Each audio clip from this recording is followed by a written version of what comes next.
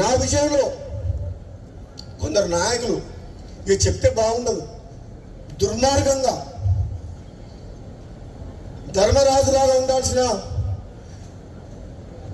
జానారెడ్డి గారు కూడా మహాభారతంలో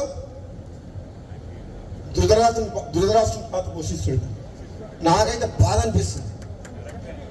నాలాంటి వ్యక్తికి ఏదన్నా వస్తుంది అంటే 10 మందికి పనికొచ్చే మనిషిని 1000 మందిని కాపాడే వ్యక్తిని నాలాంటి వ్యక్తికి అడ్డం తగులుతుందంటే ఇక నేనేం చెప్పాలో నాకు అర్థమైతలేదు. అందుకని ఇంతకంటే ఎక్కువ చెప్పలేదు. ఇప్పటికే చెప్పదలుచుకుని చెప్పిన మనసులో ఉన్నది చెప్పినా లేదా? మరి నన్ను చూస్తే భయపడుతున్నారు అందరూ. నేను వస్తున్నట్టుగా బామ్మోడు వస్తే ఏం చేస్తాడో ఆయన మా మాట వింటాడో వినడో అనుకుంటున్నా ఏందో. మరి అధిష్టానమేమో ఇస్తా అంటుంది. ఆయన 20 ఏళ్ళు 30 ఏళ్ళు మంత్రి పదవి అనిపించారు. ఇప్పుడు వచ్చి గుర్తొచ్చింది రంగారెడ్డి హైదరాబాద్. ఏ మంత్రి పార్లమెంట్ సభ్యుని గెలిపించారు? చాలా మంది మంత్రులు తెలంగాణలో పార్లమెంట్కు ఇన్ఛార్జ్ పెట్టిన మంత్రిని. కానీ భువనగిరి పార్లమెంట్కు మంత్రి ఇన్ఛార్జ్ రాలే, ఒక ఎమ్మెల్యేగా ఇన్ఛార్జ్ పెట్టింది కాంగ్రెస్ పార్టీ.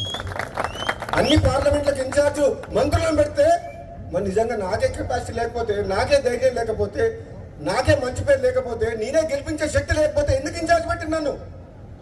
అన్ని తెలంగాణ మొత్తం మంత్రులు ఇన్ఛార్జ్ పెట్టి భువనగిరికి ఎందుకు ఎమ్మెల్యేని ఇన్ఛార్జ్ పెట్టిండ్రు? అంటే గెలిపించే సత్తా ఉంది, ప్రజల్లోకి పోతాడనే కదా. మరి ఇచ్చిన వాటిని నిలబెట్టుకునే బాధ్యత ఎవరిది? మీరు ఇన్ఛార్జ్ పెడితే గెలిపించి ఇచ్చినవా లేదా సీటు? ఎవరిచ్చిండ్రు? ఆదిలాబాద్ గెలిచిందా? మహబూబ్ నగర్ గెలిచిందా? సికింద్రాబాద్ గెలిచిందా? మల్కాజ్గిరి గెలిచిందా? మెదక్ గెలిచిందా? కరీంనగర్ గెలిచిందా? ఈ మంత్రులను ఎక్కడ పోయిండ్రు? మరి ఎక్కడ? నేను అడిగేది ఓ దయా దాక్షిణ్యాల మీద మీరు ఎప్పుడు ఇస్తారా అని మేము ఎదురు చూస్తలేం.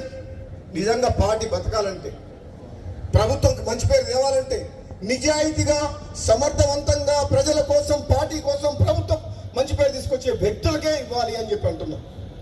ఈ పైరవికారాన్ని పక్కన పెట్టాలి.